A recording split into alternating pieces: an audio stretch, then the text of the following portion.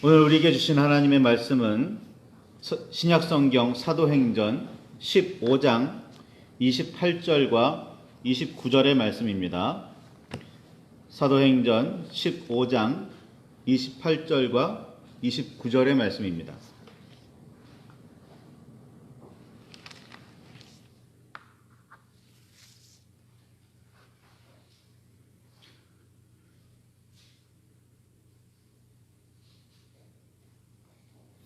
찾으셨으면 우리 함께 말씀을 봉독하겠습니다.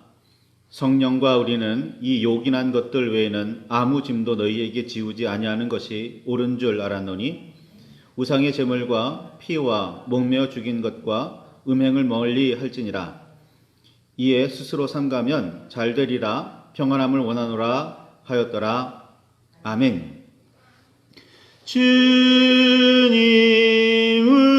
우리의 마음을 여시어 말씀을 깨닫게 하옵소서. 아멘. 주님의 사랑과 그 크신 은혜가 저와 여러분 안에 가득하기를 소망합니다.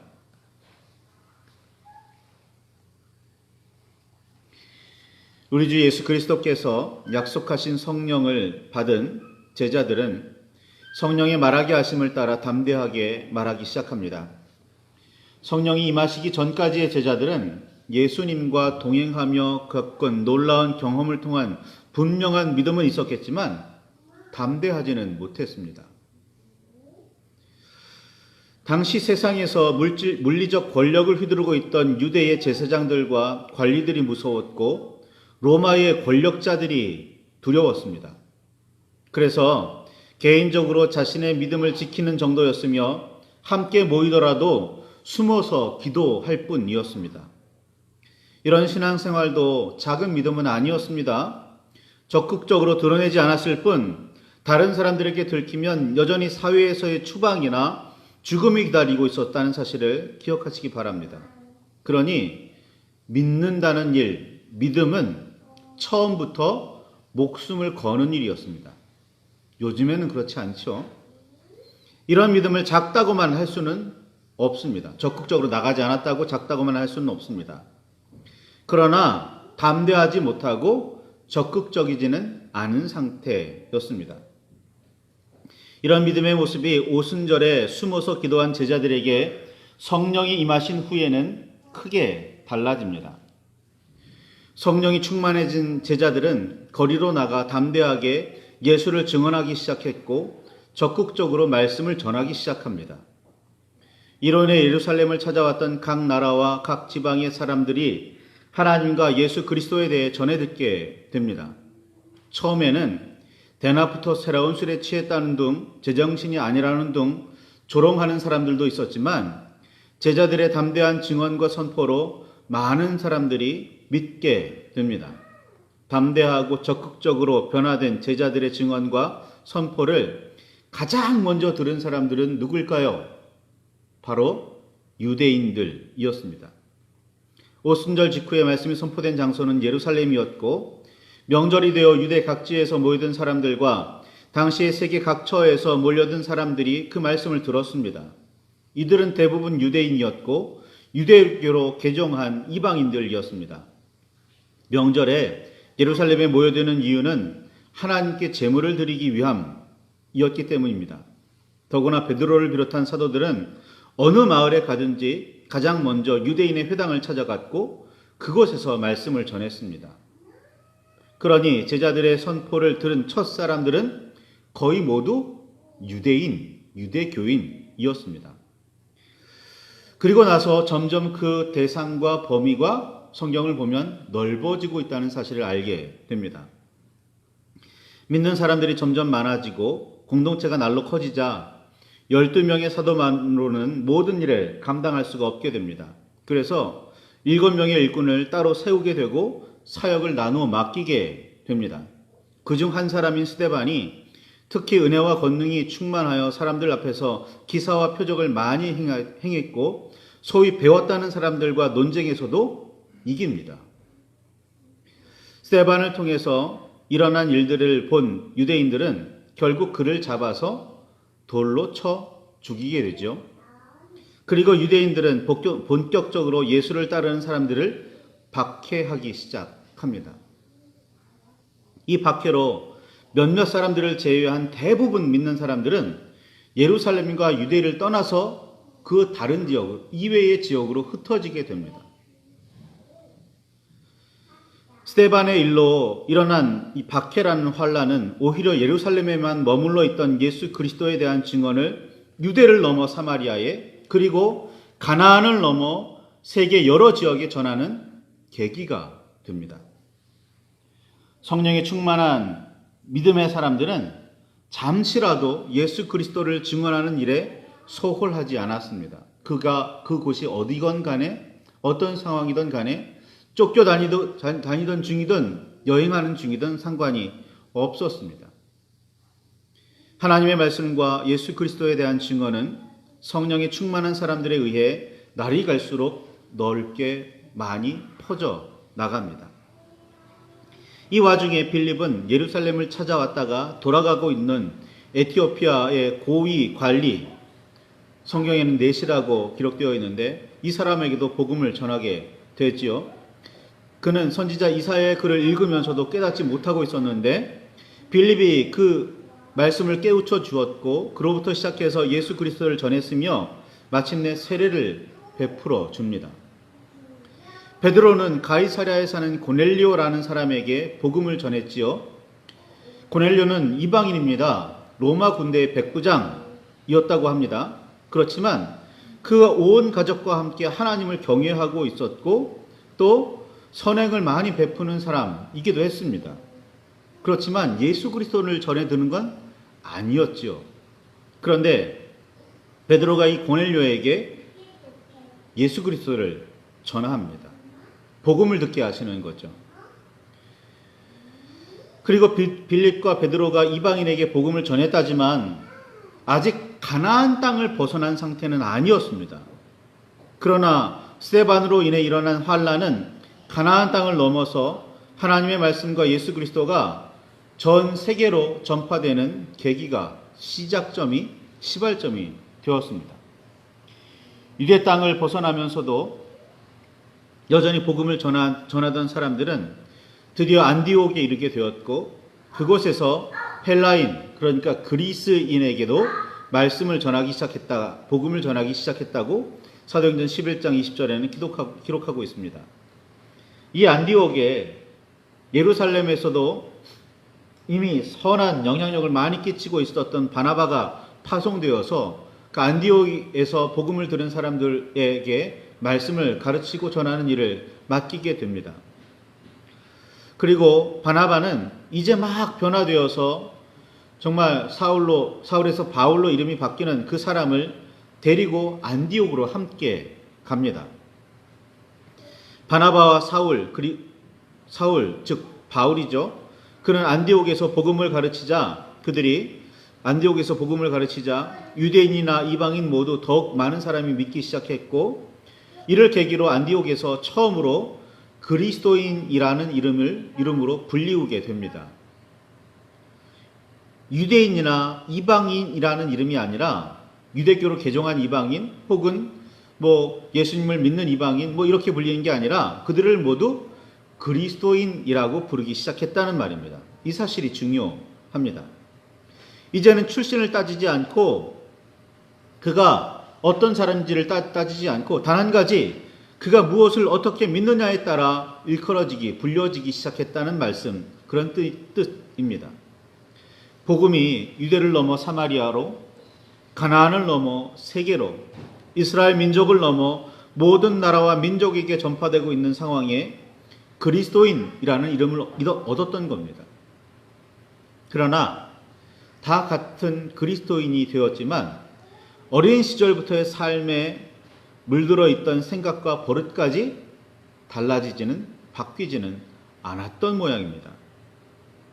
정통 유대인으로 자라다가 그리스도를 영접한 사람들은 유대적인 생각을 버리지 못했고 이방인으로 살던 사람들은 여전히 이전 버릇을 완전히 버리지 못하고 있었습니다. 초대교회는 차츰 이 두 부류의 사람들로 인한 다툼이 생기기 시작합니다. 유대교에서 시작한 사람들은 아무리 그리스도인이 되었다고 해도 유대의 율법을 잘 지켜야 구원을 받을 수 있다고 주장했고, 이방인 출신들은 율법보다는 예수 그리스도 안에 있다는 사실을 중요하게 여겼습니다. 이런 갈등과 충돌들이 할례를 두고 심각한 상황에 이르게 되었다고 사도행전 15장에는 기록하고 있습니다.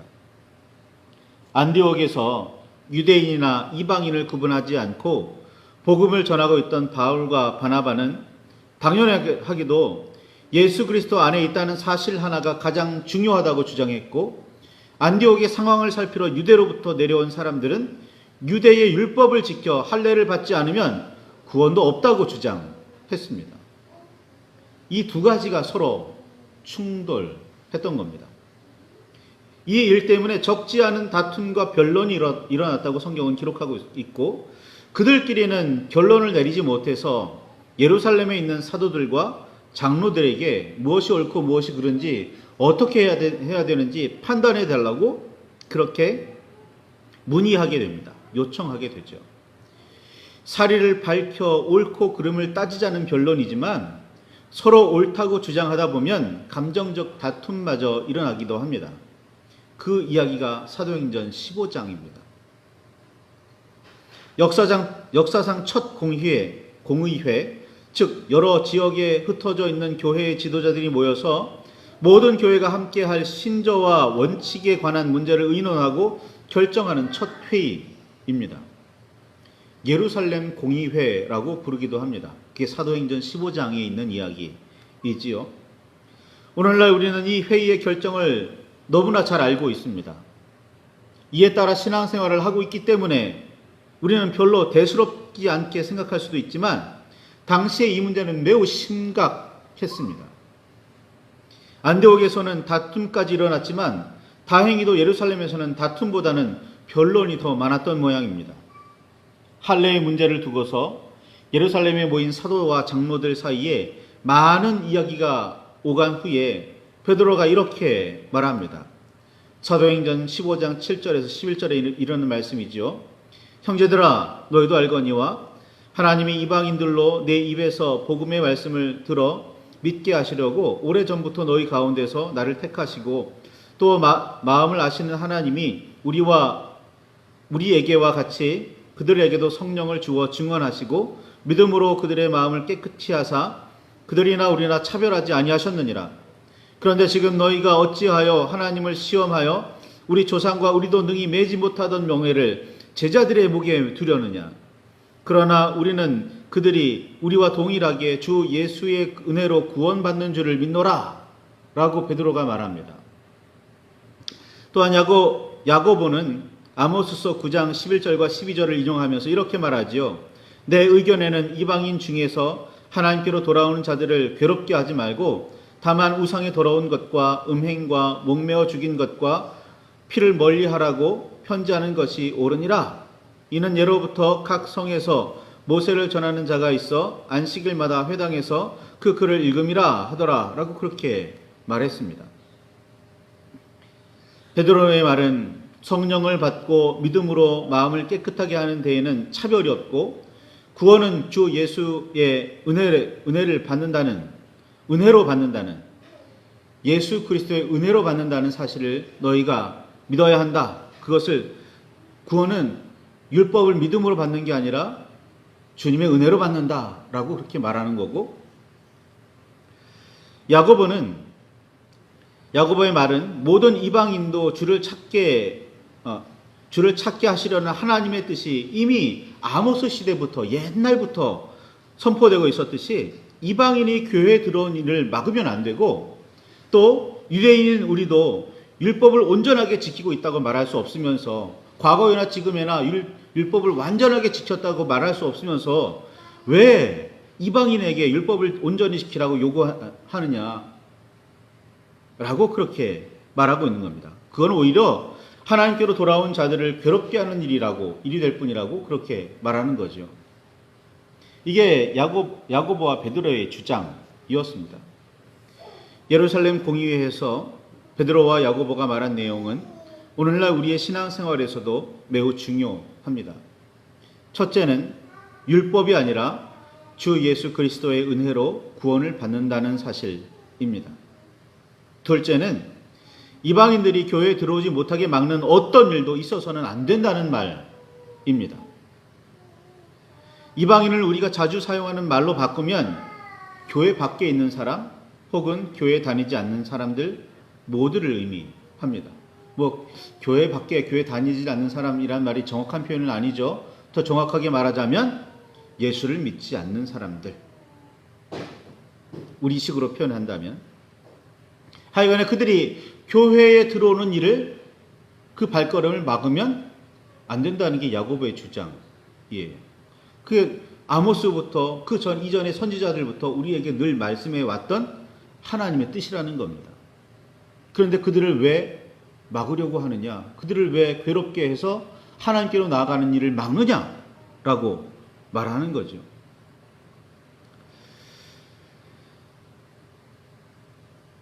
그들이 다만 믿음을 고백하고 믿음의 공동체 안에 들어왔으니, 그렇게 믿음의 공동체 안에 머물고 싶다면 사도행전 15장 20절에 있는 것처럼 우상의 더러운 것과 음행과 목매어 죽는 것과 피를 멀리하라고 편지하는 것이 옳다라고 야고보는 말합니다.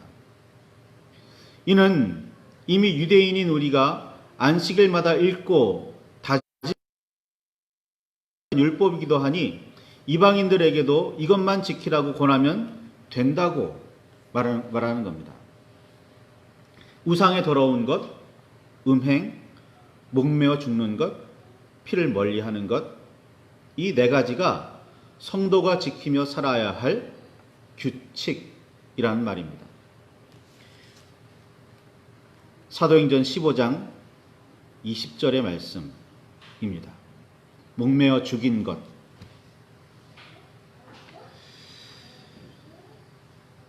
예루살렘 공의회에는 베드로와 야고보의 말을 받아들여 이 네 가지를 권면하여 편지를 보내는 것으로 결론을 냅니다. 그들에게 할례를 강제하지 말라는 겁니다. 이 네 가지, 즉 더러운 것, 우상의 더러운 것, 음행, 목매어 죽인 것, 그리고 피를 멀리할 것, 이 네 가지라는 겁니다.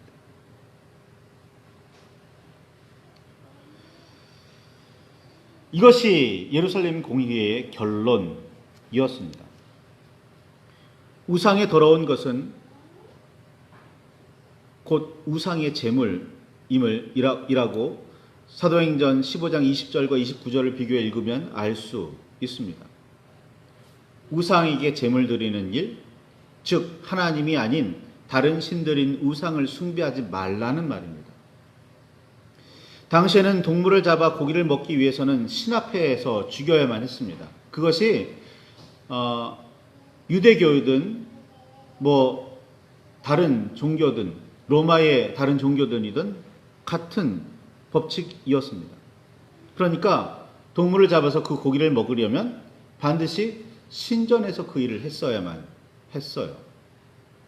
그러니까 어찌 보면 고기를 먹는다는 일은 신전에서 신에게 바쳐진 그 음식을 먹는 일과 같았습니다. 그러니까 하나님의 성전이 아닌 다른 신전에서 드려진 그런 고기들이 시중에 늘 유통되고 있었던 겁니다.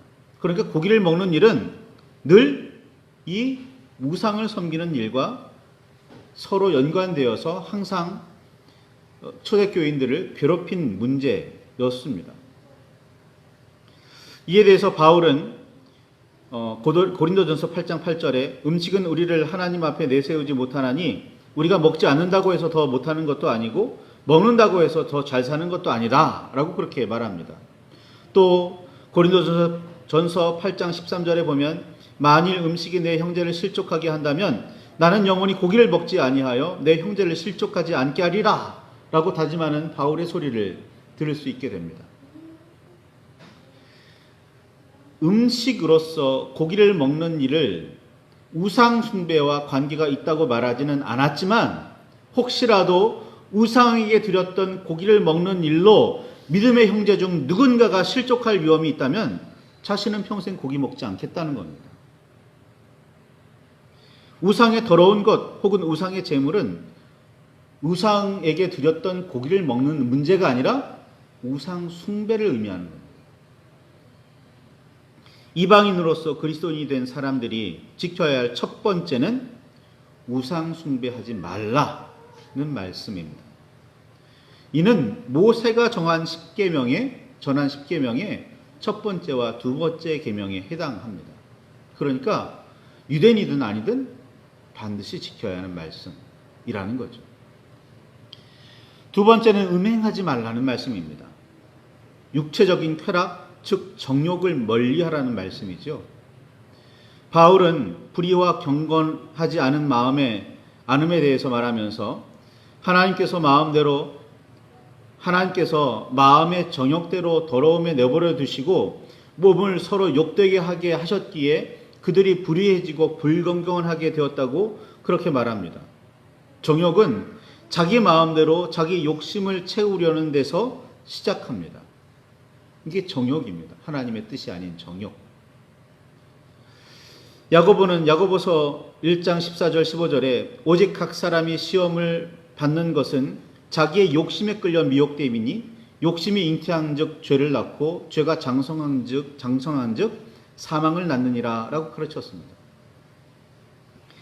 아무리 선한 의도일지라도 인간적인 욕심이 포함되어 있다면 하나님 앞에서는 선하다고만은 할 수 없다는 말입니다. 하나님께서 우리를 하나님의 자녀가 되게 하신 이유는 데살로니가전서 2장 12절에 있는 것처럼 자기 나라와 영광에 이르게 하시는 하나님께 합당하게 행하게 하려 함이라. 하나님의 말씀입니다. 그리스도인인 우리는 우리의 즐거움이 아니라 하나님께 영광을 돌리기 위해서 살아야 합니다. 그러니 자신의 욕심과 즐거움을 추구하는 음행은 당연히 멀리해야 하는 거죠. 세 번째 멀리해야 할 것은 목매어 죽이는 것입니다. 스스로 자신의 생명을 끊지 않기도 해야겠지만 누군가도 목매달아 죽이지 말아야 하는 겁니다. 생명은 하나님께 속해 있습니다. 물론 우리 삶은 녹록하지 않습니다. 그렇기에 우리는 하나님을 아버지로 여기며 예수 그리스도를 통해서 하나님께 나아가 은혜를 구하며 성령의 도우심으로 살아갈 수밖에 없습니다. 그렇게 주님과 함께 주님의 도우심으로 힘을 내면서 살아가면서 주님께 영광을 돌리며 사는 삶이 그리스도인의 삶의 이유이고 목표입니다. 그런데 그런 삶을 자신의 의지대로 끊는다고요? 그런 누군가의 생명을 자기 마음대로 끊어버린다고요? 이건 기본적으로 말이 되지 않는 일입니다. 하나님께서 세상을 창조하실 때 자신의 형상으로 사람을 만드셨습니다. 그렇죠? 그러니 내 안에도 하나님의 형상이 있고 다른 사람 안에도 하나님의 형상이 있는데 내 안에 있는 하나님의 형상을 마음대로 훼손하거나 다른 사람 안에 있는 하나님의 형상을 마음대로 훼손한다 하는 건 하나님의 뜻도 아닐 뿐더러 하나님의 형상을 훼손하는 엄청난 죄를 짓는 일이기도 할 겁니다. 그러니 목매달아 죽이는 일이나 목매달아 죽는 일이나 절대로 하지 말아야 할 일일 겁니다. 네 번째는 피를 멀리할 것입니다. 피는 생명입니다. 세 번째는 자신의 생명이나 타인의 생명을 함부로 하지 말라는 말씀이라면 네 번째는 생명 자체를 함부로 하지 말라라는 말씀일 겁니다. 그러니까 사람의 생명뿐만 아니라 이 세상에 있는 모든 생명체의 생명까지도 포함한 말씀이겠지요. 단순히 피를 먹지 말라는 의미가 아닙니다. 동식물의 생명도 함부로 하지 말라는 그런 뜻인 거예요.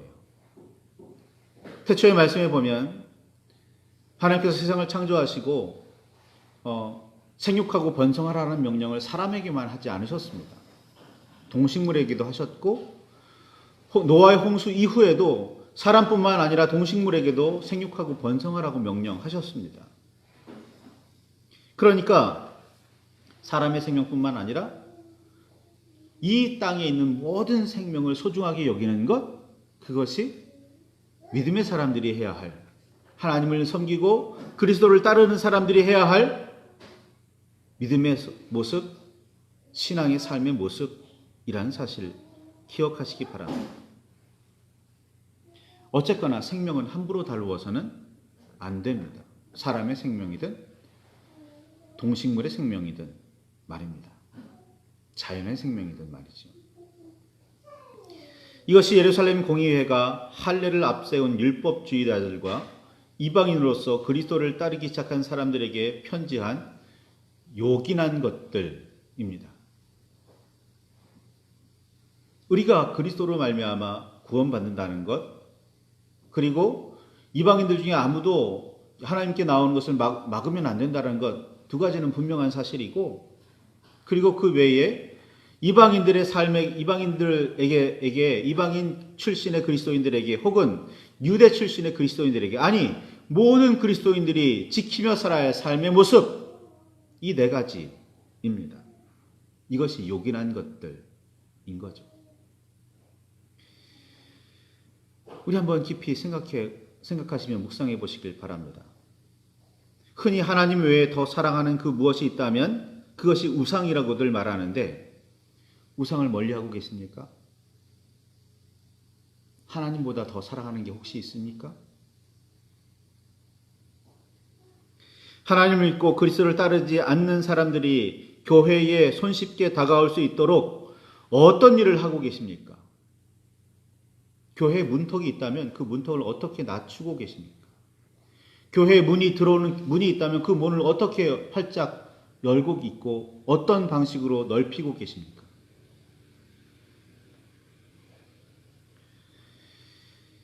자신의 생명을 하나님께 맡기고 하나님의 뜻이 자신의 삶에서 이루어지기를 위해서 기도하고 계십니까? 내 생명이 내 것이 아니고 내 삶은 내 것이 아니라는 사실을 고백하십니까? 나와 우리 주변에 있는 생명을 어떻게 소중하게 여기며 어떤 방식으로 돌보고 계십니까? 이것이 예루살렘 공의회가 그리스도인들에게 지키며 살으라고, 주의하며 살으라고 권하는 네 가지 권면, 요긴한 것들입니다. 오늘 말씀을 붙들고 깊이 묵상하시며 기도하실 수 있기를 바랍니다. 나는 믿음은 분명하십니까?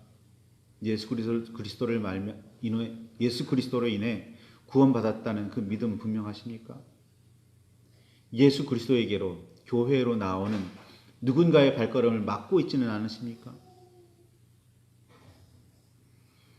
예루살렘 공의회가 정한 이 요긴한 것들 네 가지, 삶에서 주의하며 지키고 계십니까?